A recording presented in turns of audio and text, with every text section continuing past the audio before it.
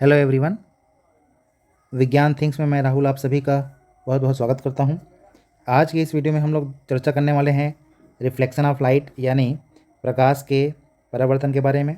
यह फिजिक्स में एक बहुत ही महत्वपूर्ण टॉपिक है। इसे समझना बहुत आवश्यक है, क्योंकि ये हमारे जितने भी लेंस मिरर का जो कॉन्सेप्ट है उसको क्लियर कराने के लिए हेल्पफुल है। इसके डेफिनेशन की अगर बात करें तो किसी भी सतह से प्रकाश की किरणों का टकराकर उसी माध्यम में वापस लौट आना, इस घटना को कहते हैं प्रकाश का परावर्तन। यानी लाइट रेस बाउंस बैक हो जाता है उसी मीडियम में किसी भी एक सतह को रिफ्लेक्टिव सतह से सरफेस से टकरा करके वापस लौट आती है। इसे कहा जाता है प्रकाश का परावर्तन। फ्रेंड्स, अगर बात करें डेली लाइफ में रिफ्लेक्शन ऑफ लाइट की एग्जांपल की, तो इसमें आप कुछ एग्जांपल यहाँ देख सकते हैं। जैसे मिरर मिरर का जो कॉन्सेप्ट है वो सेम रिफ्लेक्शन ऑफ लाइट के कॉन्सेप्ट पर बेस्ड है। मिरर में हम लोग अपना फेस देखते हैं रिफ्लेक्शन की वजह से, क्योंकि मिरर का जो सरफेस होता है वो उन रेस को वापस रिफ्लेक्ट कर देता है। हम मिरर में अपना फेस देख रहे हैं, तो इस फेस में वापस उसका जो लाइट ऑफ रेज होती है वो टकरा के उसी डायरेक्शन में उसी मीडियम में बाउंस बैक हो जाती है, इसीलिए हम उसको देख पाते हैं। एक बेसिक एग्जांपल हो गया। दूसरा अपन एग्जांपल की बात करें तो अपन एक शांत जल में अपन बात कर सकते हैं। शांत जल इन द सेंस, जैसे एक पॉन्ड तालाब का जल होता है, एक स्विमिंग पूल का जल होता है। नेक्स्ट अपन बात कर सकते हैं एक लेक है, एक झील है, उसका जल होता है। तो उसमें किसी भी जैसे किनारे पर लगे हुए वृक्ष का जो शेडो है आप देख पाओगे। यहाँ पर मान लो एक ट्री लगा हुआ है तो उसका शेडो आपको कुछ इस टाइप से दिखाई देता है। तो ये दिखना भी, ये जो शेडो है ये दिखना भी लाइट ऑफ रिफ्रैक्शन है एक प्रकार से।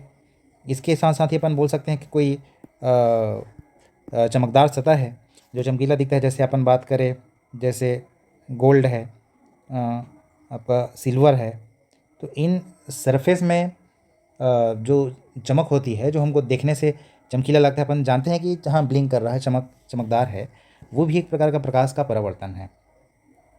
ठीक है। इसके साथ साथ ही अगर बात करें कि कुछ भी हम अपने लाइफ में देख रहे हैं, वो भी एक प्रकार से आप मान सकते हो कि रिफ्लेक्शन का ही है। क्योंकि उसका कॉन्सेप्ट ये है कि जब हम किसी वस्तु को देखते हैं तो कुछ प्रकाश किरणों को वो अवशोषित कर लेती है, कुछ प्रकाश किरणों को वो रिफ्लेक्ट कर देती है। तो जो प्रकाश किरणें उसके द्वारा रिफ्लेक्ट करी जाती है वही हमको दिखाई देता है। तो हमारे द्वारा देखना भी एक प्रकार से लाइट ऑफ रिफ्लेक्शन का ही एग्जाम्पल है, बोल सकते हैं अपन। फ्रेंड्स, अब बात करते हैं परावर्तन के लिए रूल यानी नियम के बारे में। तो परावर्तन के आप दो नियम देखते हैं। पहला नियम कहता है कि angle I equal to angle R. यहाँ एंगल आई को बोलेंगे आपतन कोण और एंगल आर को बोलेंगे परावर्तन कोण। एंगल आई आपतन, इंग्लिश में इसको बोला जाता है एंगल ऑफ इंसिडेंस, और एंगल आर इसे कहा जाता है परावर्तन कोण। इसे इंग्लिश में कहा जाता है एंगल ऑफ रिफ्लेक्शन। तो the value of angle of incidence and angle of reflection are equal. आपतन कोण और परावर्तन कोण का मान समान होता है। दूसरा आप इसमें नियम देखते हो, कहने का मतलब, अच्छा पहला नियम को एक्सप्लेनेशन देख लीजिए। डायग्राम में आपको दो एंगल यहाँ पर आपको दिखाई दे रहे हैं। एंगल आई जो कि ब्लू कलर से टिक्ड है और एंगल आर जो कि रेड कलर से टिक्ड है। तो देखिए एंगल कहाँ से कहाँ के बीच बन रहा है, ये वाला एंगल देखिए, ये लाइन ओ एम, ये लाइन और ये ओ पी, ये दोनों लाइन के बीच एंगल बन रहा है। यहाँ एंगल आर ओ पी और ओ एन के बीच ये दोनों एंगल बन रहे हैं, दोनों इक्वल होते हैं। दूसरा इसका रूल बोलता है कि लाइन, ये जो ऊपर में आप देख रहे हैं फ्रेंड्स, ये लाइन, इसको पढ़ा जाता है लाइन, रेखा। तो यहाँ देखिए एम ओ यहाँ से यहाँ तक एम ओ, और ओ एन और ओ पी, ये तीनों का अलग अलग नाम होता है।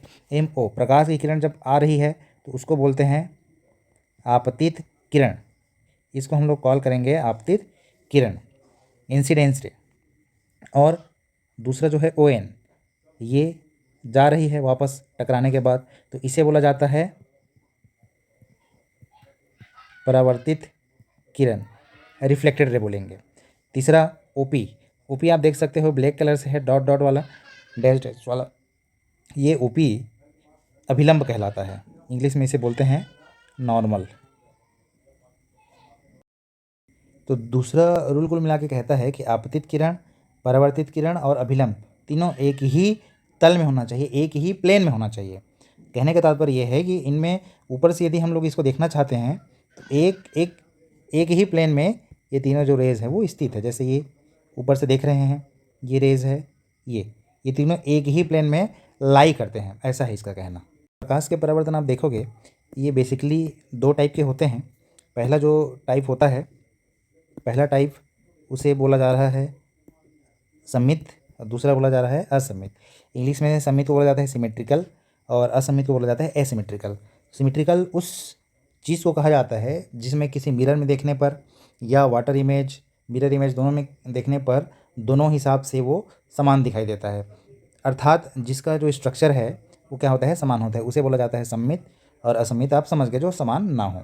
तो सममित परिवर्तन देखिए प्रकाश की किरणें यहाँ से ये आपतित हो रही है, ओके, और परावर्तन के पश्चात ये रिफ्लेक्शन के बाद, आफ्टर रिफ्लेक्शन, ये देखिए ये तो ये आपतित होते समय भी एक दूसरे के पैरेलल थे और परावर्तन के पश्चात भी एक दूसरे के पैरेलल ही रहे, ठीक है। इसीलिए इसका नाम हो जाता है सममित परावर्तन, सिमेट्रिकल रिफ्लेक्शन।